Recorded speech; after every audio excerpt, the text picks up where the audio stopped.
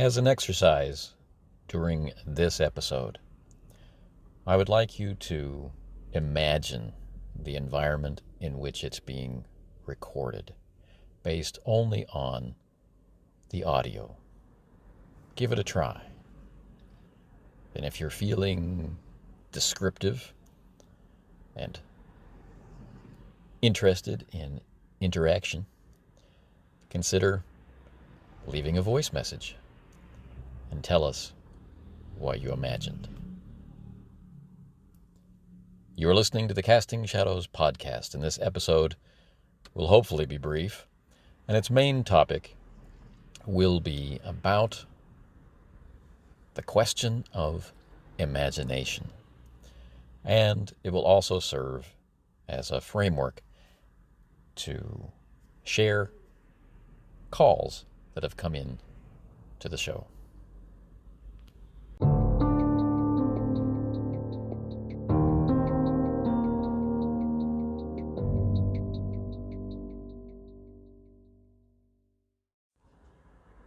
I started playing role-playing games in 1983. And since just before I went to university, so 86, 87, somewhere around there, I started asking people how they imagine. This question, historically, has thrown a lot of people. Some people were very willing and able to talk about their experience of their own imagination. But a not insignificant number of people didn't really know how to begin. And I found that interesting. It might be why I kept asking the question. I've never met anybody who, sitting down face to face and talking about imagination, was ultimately unable to describe their experience of their own imagination. But in other contexts, such as this one, or in text forums and the like, I have found people who give up on the conversation. Which isn't to say that they're not interested, it isn't to say that they're rejecting the question, but it tends to indicate to me that it's difficult to put into words something that is so fundamental to our daily lives. Similar to how do you walk, how do you talk, how do you see, how do you breathe? What is your experience of your own breathing? This kind of thing. There can be a challenge of putting this all into words. Which doesn't mean it's not worth asking and thinking about. In fact, I think it beckons us to think about it, to ask about it, to inquire about it. Now, in previous episodes in the, shall we say, imagination, attention, and immersion series, we've talked about things like aphantasia, where a person has no capacity to form mental images. And some of the people that I've been speaking to in this series are not really sure that this actually exists, but then other people have contacted us and let us know that for them, mental imagery is shadowy or dim. I've met people who basically imagine in black and white. I've met people who are able to imagine situations clearly, like a person is standing under a street lamp. They can imagine the street lamp. They can imagine the light and darkness of that situation. But the details of the person cannot come into focus, even if they really try. And the more they try, the more that mental image breaks apart, like smoke or fog. Now, some among us, some of the people that I have spoken to, some of them are artists, some of them are not, speak of very strong and resilient images that might rouse them from daydreaming, or images that might rouse them from sleep even. And this image is so bright in their minds that they feel compelled to record it down on paper or whatever their medium of art is. Imagination seems to be as varied as we are. And I find that fascinating too. Over the course of this series, I have been trying, and not always successfully, to be careful about the idea of conception or conceiving of something and imagining it. Because for me, I find it very difficult to separate the notion of imagination from mental imagery, because that's really how my imagination works. If I am in a situation where I can let my mind roam free, where I'm free to imagine, I can summon up visual imagery. It's usually quite detailed. There are aspects that I notice in hindsight are not defined or are ephemeral in such a way that they are mutable as the description comes in, say, from in a role-playing game. And maybe this is a learned skill, like a survival mechanism, according to my own preferences, but the mental image I get of a situation, of a scene, of a mountain, of a riverbed, or a cyberpunk street in a dystopian future, or a gunman lurking behind a dumpster, that first image is strikingly clear. It's in full color. It often includes audio. And imagined audio, I should say. Not hallucinated audio, but the understanding of the audio. And this is what I mean by it can be difficult to talk about how we imagine, but the more we talk about it, the more real our imagination becomes, I find. As further description comes in from the game master or from a fellow player, these details shift. And sometimes this is jarring, and sometimes this is more like the image forming. I definitely prefer the secondary experience. But this is all something that's happening in the back of the mind. It doesn't obscure my vision of the room. Even if I close my eyes, I'm still sitting in darkness, and yet I'm holding an image in my mind somewhere else, somewhere separate from my optic nerve, somewhere different from my olfactory senses and my auditory senses. It happens, but it's somehow separate. And I think over the years I have learned how to hold that image against the shattering influence of distraction, but not always. So it's because of that I feel that some of my basic preferences about playing a role-playing game from a first-person perspective, from that first-person perspective for the goal of having an experience of the imagined situation that play brings about, to be in a situation in my imagination that I might never get to experience, or that I do get to experience, but I would like to take it farther than I might be allowed in the real world, and that sort of thing. I'm very unlikely to survive an encounter with a large scaled fire-breathing beast, but in my imagination, with my wit and with my friends arrayed with me, I just might. And that's pretty exciting.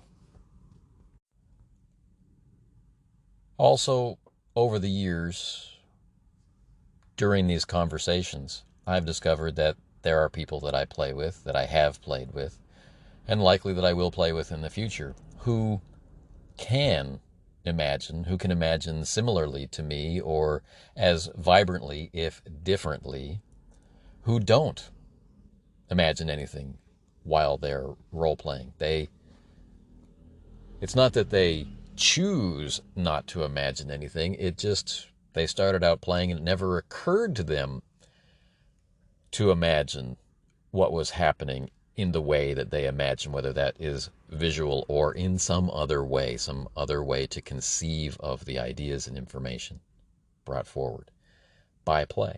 They just don't. They can, but they don't. And they don't seem to miss it. And when we're playing in a particular way, such as when we're playing the type of game that asks us to express what we are imagining and share that so that we can all uniformly imagine the same thing and be able to manipulate it on that story layer, or on an openly descriptive layer that's shared between all of us, in that case, it matters, because now they're doing something that they've never ever done before, while many of the rest of us are doing something that is, by this point of many decades of play, has become second nature. It comes largely unbidden. It's interesting. There are so many aspects of this hobby that differ. How do we speak to each other? How do we choose to bring the system into focus and let it fade into the background? Do we choose to imagine at all? What do we get immersed in? Do we get immersed in the application of system? Do we get immersed in the experience of the character? Do we get immersed in the laughter and camaraderie around the table? Do we never get immersed at all? Do we choose to play the same game? Do we relentlessly pursue new games? There's so many differences, but you would think maybe this one aspect of an activity like a role-playing game would be similar for more of us than it actually turns out to be. Anyway, let's get to the calls.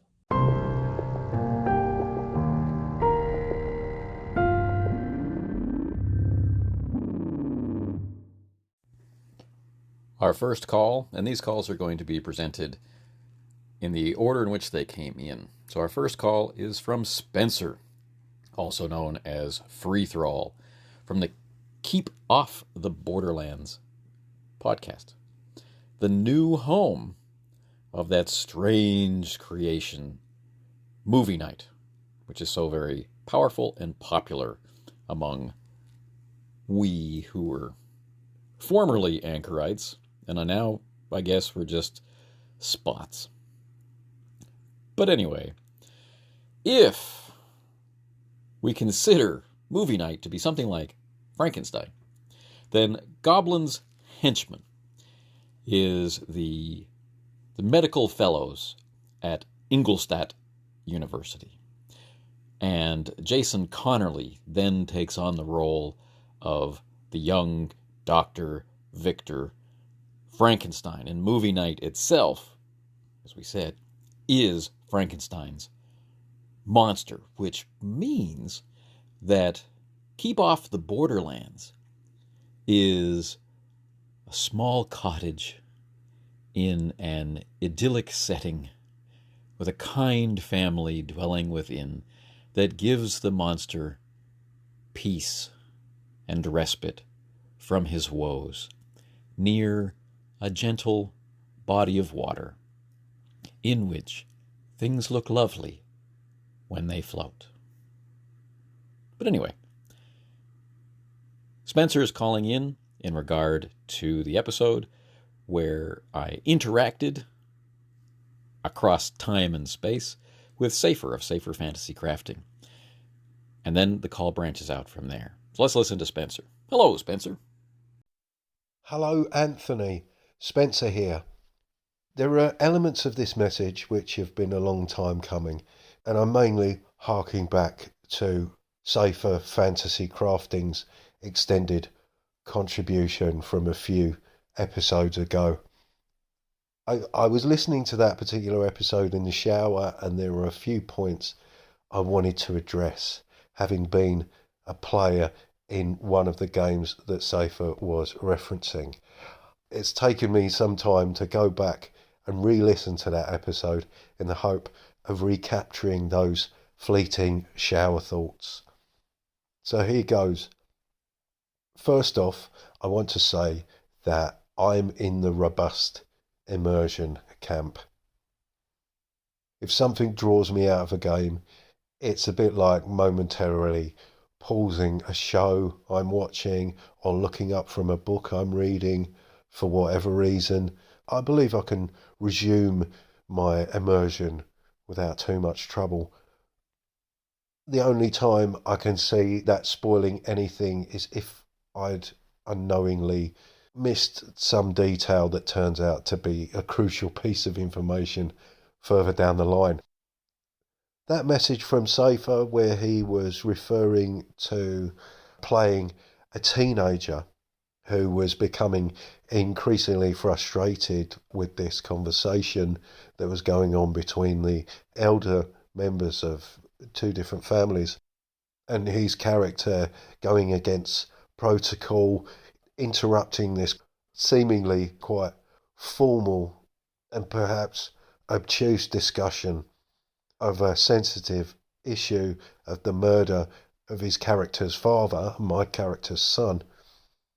What occurred to me when Safer was talking about his feelings of overstepping the mark as a player, my recollection is that I felt it was perfectly fitting in that situation, this impassioned teenager having to endure listening to the prevaricating elders. If Barney, who was GMing the game, did throw Safer a look at that point, it certainly wasn't something that I picked up on. As I say, I felt it was perfectly fitting and took it as a transgression of the in-world etiquette, while Safer there clearly felt that it was a transgression of table etiquette. This brought to mind another situation in another game where Barney misinterpreted a look that I threw him during play. This was a very rare occasion in which I was running a dungeon for Barney, and I was playing the part of a disgruntled undead guard who'd been cursed with the duty of protecting this tomb for all eternity, and was very displeased by the whole arrangement. I was grimacing in character, and Barney thought I was trying to communicate as the GM my displeasure with his choice of action at the player level. And I'm not sure if that's entirely relevant actually, but I feel it does show how easy it is to misinterpret at what level we are engaging at any given time. And, sometimes that doesn't match up. I made a similar mistake to Safer when imagining that discussion around the fire that he was talking about. In my mind, we were in some kind of Viking mead hall. That was what I was picturing, as opposed to the more prehistoric setting we were actually in. But at that time, when we were immersed in that conversation, did it really matter of what the nature of the surface, the shadows from the fire are being cast upon? I'd say probably not as much as the gravity of what was being discussed, or even the thought of that light falling on the faces of those in discussion. Perhaps the warmth, the smell, and the comfort a warm fire offers. I think your observation of the absence of awareness of passing time is a very good measure of immersion.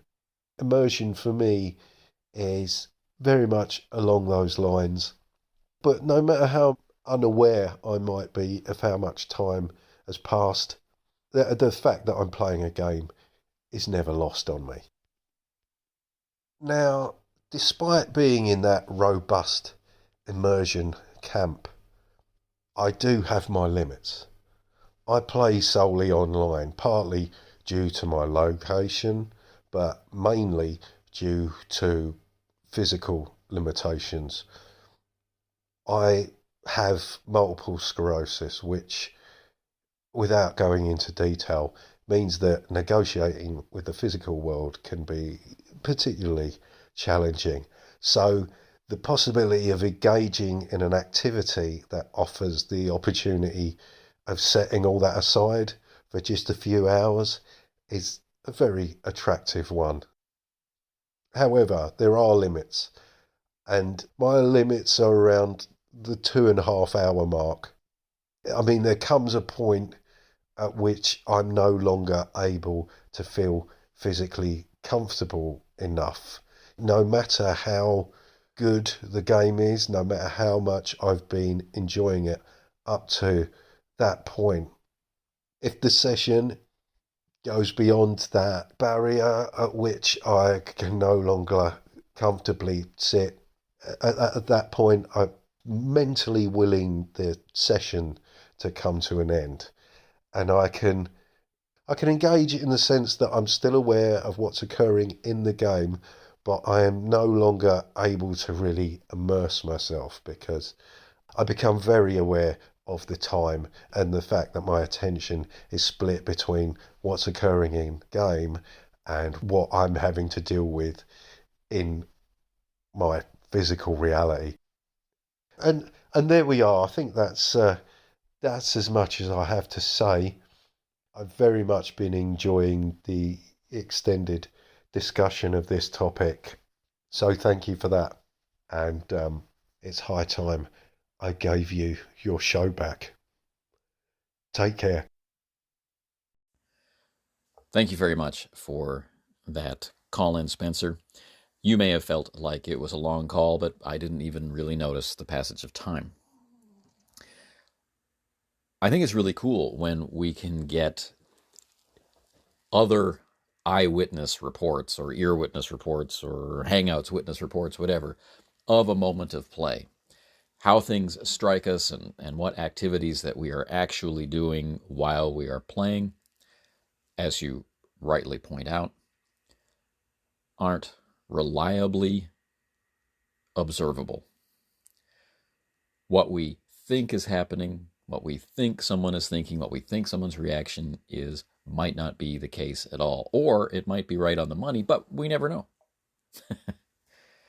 So I really think this is valuable. And I imagine if we were to ask Barry what his recollection is of these moments, then he would add in some different perspective and different detail and different interpretation, which would, further shape our understanding of what may have actually happened. But I really think in this kind of case, it's important to first understand what we think happens and what it means to us. So I really appreciate that. Then, the notion of resilient immersion, I think, is a really interesting one to explore. For many people, whether it's their own personal experience or they're just repeating something that they heard online, and how can you tell? We get the idea that immersion is always fleeting, it's always ephemeral. And we can look at that in two ways. One, that it is finite. It will come to an end at some point.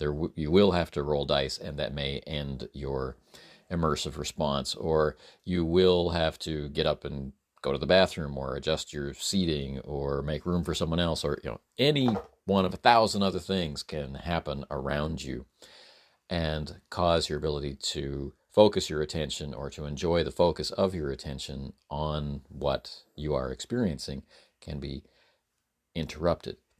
Immersion is finite. Depending on how much we like it, may determine how short that seems to us, especially in hindsight when we have to rely on our memory. Knowing our limits, I think, is another really important point that you raise up. I personally find it very difficult to play for a long time online. I end up feeling quite isolated from the players, even though I'm connected to them in a way that wasn't possible before video conferencing. So I'm weirdly thankful yet frustrated by the technology. I'd like to be able to see more of their body language. I'd like to be able to see more detail in their facial expressions. That might not be possible with the way that our connection renders the size and renders the quality of the video that we're receiving, that sort of thing. So it's really interesting to know your limits, and should I sit in the very comfortable chair or should I sit in a less comfortable chair? Can I get up and walk around? Can we express ourselves more physically in relationship with what's going on, and will this hinder or assist, and that kind of stuff? It really is a deep topic, and thank you for broaching it. It will become relevant a little later. All right, let's transition to the next call. Hey there, Anthony. It's Shay from Roleplay Rescue. A belated call in really to say, first of all, thank you for playing that bizarre conversation we had about mentoring. It's really really cool. You should know that the kid who we were talking about is now back to playing 5e and building his own game. So that's kind of cool.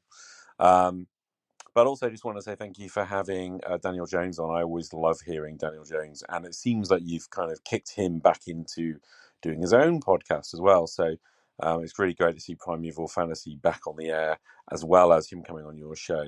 And yeah, I know that Daniel's tastes and everything are sort of out on the fringe, as it were, but he does have some incredible insight into, if you wanted otherworld immersion, how to get there. Totally inspiring to me. So yeah, thank you for drawing him deeper into the conversation, and into what you're doing, because what you're doing is amazing stuff, and just really deep thinking, really good, open kind of conversation, and I appreciate it. So yeah, keep doing what you're doing. Hope you're well. Game on. Thank you very much for the call, Jay. And again, thank you very much for our bizarre conversation on mentoring. Of the two of us, I guess I'm the one who found it less bizarre, but hopefully it was entertaining for people and not too difficult for you to listen to. But I am glad that you enjoyed listening to my conversation with Daniel Jones. I very much enjoyed it myself, and I hope that he and I will be able to get together to talk about other things where our interests align, or maybe other things where our interests clash, so that one way or the other we can explore the topic in an open and friendly way. But anyway, thank you very much for the support. And I have just listened to your recent new conversation with Daniel, and that's something I'm going to call into your show to talk to you about. So get ready. Hey, Anthony, just calling in about your latest immersion episode. You mentioned that there's a conflation between imagination and immersion, and I wanted to say that I don't think there is, because I don't feel you can have immersion without imagination. You have to imagine stuff in order to be immersed in it, because that stuff isn't really happening to you. So you have to put yourself in an alternate place, which involves imagination. And I also wanted to mention that, and you sort of touched on it, but for me, immersion, one, it's not all that important for me personally. It's not something I need or crave when I'm playing games, but I do enjoy it when it happens. But it's very much dependent on the other players, and especially the dungeon master, because if everyone's joking around, that makes immersion a lot harder. And also, I found that being in an alternate state helps with immersion. The most immersed I've ever been was back when we were playing MERP. I was probably 10 to 12 years old. We had been up all night long, drinking Coca-Cola, eating goldfish crackers. And when I went to the bathroom, I might have told this story before, but when I went to go pee out in the dark hallway, I swear I saw the bad guy that we were fighting and his evil red eyes, because I was that into the world that it it consumed me. So even when I stepped away from the table, I was still totally immersed in the game, and it scared the crap out of me, and it was awesome. But yeah, those are just some thoughts on your amazing series on immersion. It's seriously, it's so in depth and just deep that it's fantastic, dude. Keep it up. I'll talk to you later. Peace out. I don't know about you, but I feel like any episode that features a call from Joe Richter of the Hindsightless podcast automatically triples in its energy and enthusiasm output, and I love it. All right, Joe.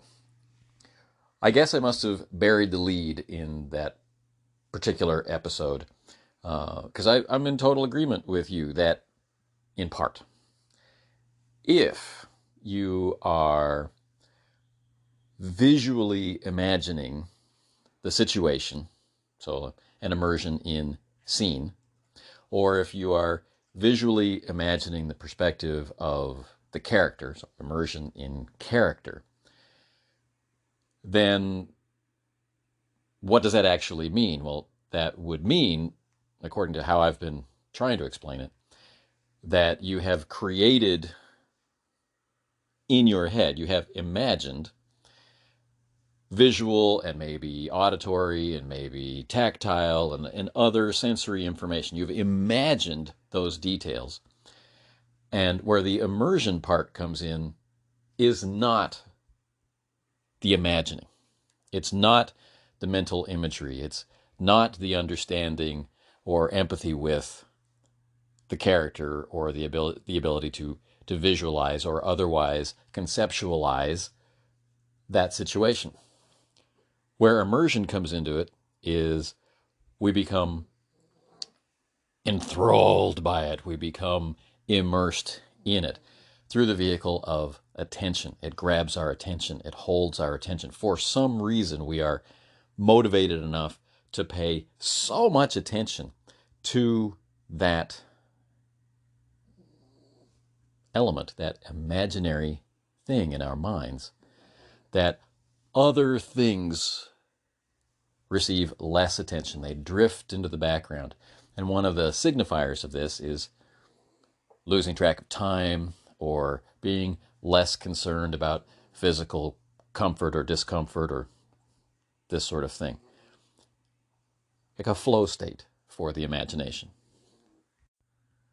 But that's not all, or that's not the only thing in which we can immerse. And so, like out there in typical conversation about immersion, what people are talking about is immersion in character. But as we can discover by talking to people, not everybody does that. Not everybody immerses in character or even bothers to visualize or imagine the scene. They operate on an entirely different level, and they might become immersed in the social aspects of it. They just get caught up in the camaraderie of it, or they might get caught up in the use of the system. They're leaning over a battle map, and there's miniatures, and there's dice, and there's all kinds of rules, and they really get invested. They really get engaged, to use the terminology I've been using in this series. They really get engaged in what they are doing. They're moving things, they're rolling dice, they're barking orders at imaginary henchmen and the like. But through it all, they lose track of time. They don't care so much about their personal comfort or discomfort. And whatever it is that they're paying attention to has the entirety of their attention, the entirety of their focus. They are immersed in doing that thing, which is really why I like to split this topic up into immersion as being a more receptive mode, where we are listening to description and it is sparking some kind of reaction in us, and engagement, where we are actually doing something more actively, and that thing, whatever it is that we're doing, can also be the focus of attention, and therefore, if we pay it enough attention to enough exclusion of other things, it will be immersive. So that's what I was trying to go for. That's what I mean by a lot of people conflate this one thing we can get immersed in and one vehicle toward immersion or one route toward immersion as being all that immersion is. Turns out it's not the case. Your second point about being in altered states, such as sleep deprivation, 100% agreement. I have a very troubled relationship with sleep. The two of us don't get along. We hardly ever even spend time together in the same house. So, I definitely feel that once you start crossing the threshold of not really enough sleep, then certain things like immersion or certain things like striking, vibrant imagination become much more possible and involving more senses. So I'm totally with you there. But I hope you didn't actually pee in the hall or crap there. Anyway, thanks for the call in. Our last call comes from Jason Connerly of the Nerds RPG Variety Cast. Take it away, Jason. Hey, Anthony, Jason here. Enjoyed your conversation with Crispy. Thought it was very good, very informative. Some great things bandied about. Um, Now I'm sad I'm not in Crispy's game. Anyhow, I do have a question that's a little bit off topic from that specific episode and goes more in the immersion thing, and it may not apply yet in this discussion. So if this question should be held for 6 months till we get to that point in the discussion, that's cool.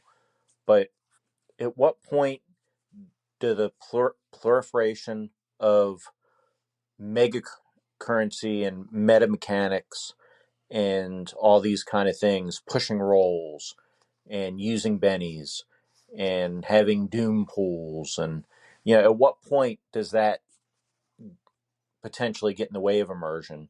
And do those kind of meta mechanics upset the cart more than just rolling dice normally? Are those kind of more gamey things that we have to step back from the table and count the pile of chips in front of us to do something? Is that more of a barrier to immersion? But again, that may not be the question for this point in time. Keep up the great work. Loving everything that you're doing. Talk to you soon. Oh, Happy New Year. Hey, Jason. Thanks for the very juicy call. In the response I just gave to Joe, I touched on this a little bit, but when we think about the interaction between the player and things like metacurrency or games where we will openly discuss how we're going to use the system to shape the story intentionally on that story layer, for some of us, that will not be an immersive experience at all. But it could become so.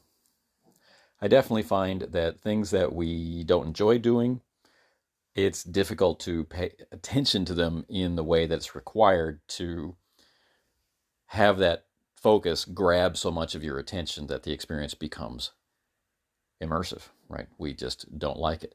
I also find this in cases where something is new and unfamiliar, we don't feel confident or relaxed, that kind of thing. Not in every case, because there have been many examples in my life where I've started playing a new game and I'm not really sure how it works, and I'm not really sure about these people that I'm playing with, but something about the play grabs my attention to, that level where suddenly I'm imagining so strongly that it's almost like being there. That's that immersive experience. How did that happen? The very first time I played Battletech was an example of that.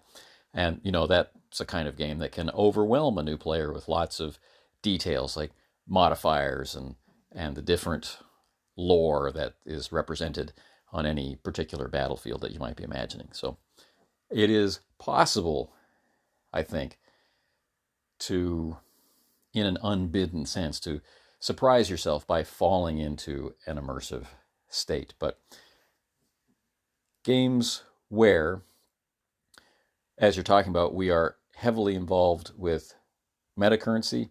There's an active discussion going on, and people are playing for a particular vision to come about. They're talking about the possibilities. We could do this or we could do that if it's very collaborative. Or they could be less collaborative. The game could be more about earning the opportunity to make specific decisions at important points in play to take the story in different directions. You're playing for that ability to have that kind of control in that moment. So collaboratively or more competitively, this is a very engaging situation to find oneself in. So if that's something that is interesting, if that's something that fires up your imagination, you've got lots of ideas and you're trying to figure out how to leverage the resources that the game provides and the interactions of the other players, if you can bring all of that to bear to produce a really satisfying and cool outcome, I think that could very easily be very immersive.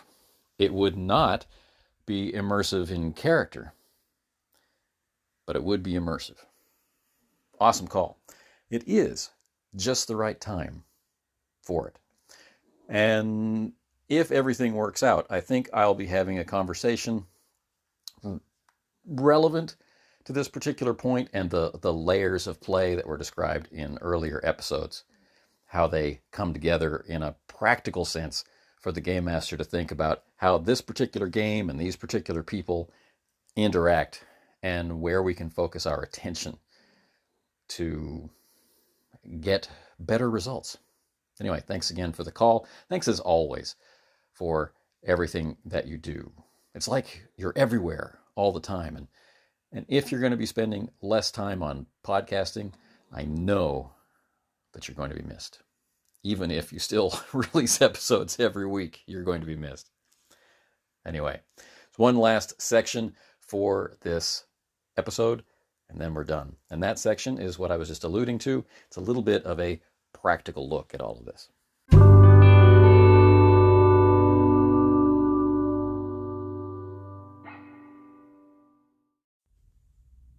As we mentioned at the beginning of this episode is focused primarily on imagination, which, if you, like me, are mainly interested in role-playing games where we have the opportunity to play in character in some way, on some level, in character, in character as author, in character as observer, was one we were talking about the other day. However you like to go about it, imagination, that visual sense, coupled with other senses from the character's perspective, depends heavily on imagination. If your enjoyment comes from some other aspect of the game, then this particular set of tips and observations is going to be less relevant for you. But the rest of the immersion series may have something of value for you in it somewhere. But what is the point of talking about and exploring the idea of imagination in this way? Why would I, for decades, ask people about their own experience of imagination? Well, it comes down to actually running the game. Preparation for running the game, and then the implementation of that preparation in the game. Now, if you've listened to the previous episode where I talked with Table Runner, where I talked with Chris, the notion of preparation for improvisation came up again. And this is my focal point. This is the way that I like to prepare. But the actual method of preparation is far less relevant than understanding where preparation is needed. Right? You might be a no prep GM for real, in which case, good luck to you. I don't mean that in a negative way. You might be a no prep GM not for real, and you might be a light or a heavy or over the top prep GM. None of that is particularly relevant, but it's what you choose to prep that is relevant for this, and is why I'm talking about imagination. Now, I was lucky that thanks to a recommendation by Jason from Nerds RPG Variety Cast, I listened to an episode of The Whispering GM, which was called Confessions of a High Prep GM. Now, I don't tend to talk really at all about hex crawls and procedurally generated exploration. I don't tend to talk about the actual play of Dungeons and Dragons. So if you are interested in hearing an excellent conversation about preparation, its strengths and weaknesses and pitfalls, and the benefits of high prep and the benefits of low prep and what you might be trading off, then I would highly recommend going to listen to that episode. It's fascinating. And while it's not explicitly mentioned in that episode, you can hear that what the Whispering GM is talking about in preparing that fantasy world, or those fantasy worlds he's speaking of, you can clearly hear that we can encounter problems in having imagined something that is not there, not having imagined something that is there, and not being able to form a conception or idea or a mental image of things which are going to be important if we're going to be able to play to the depth and with the freedom and the enjoyment that we would like and expect from a role-playing game. So while he doesn't openly talk about imagination, it's everywhere in that episode. So that's why I recommend it. Knowing how you yourself imagine, I think, is extremely valuable, because that's your default. When you get tired, when you are not satisfactorily prepared for your own comfort or for the dynamism of your players, when you are not ready, or where you're confused or thrown for a loop or whatever, you are going to fall back to descriptions and actions, reactions, and interactions that build from your imagination or your conception of the situation. You're going to serve yourself, and I mean this whether you are a game master or whether you are a player, right? All of these things are players in my mind, and if you're playing the game through the role of the game master, or if you're playing through the role of a character, we all sink down to our default, and our default in this case is how we imagine. So I think it's really important to know how we imagine. Are we primarily visual? Is visual less important? Do we generate, or do we have the ability to generate, a high degree of detail? Do we usually not bother to actually imagine what things look like, or what things sound like, or how things smell? Do we not have a habit of connecting our own sense experience, our own memories of places and people and things? Are we not in the habit of connecting them? Right? Then we won't when we're pressed. Why is that relevant? Because the other people at the table may not, in fact, it seems likely, will not be crafting their imagined situations out of the same material as you.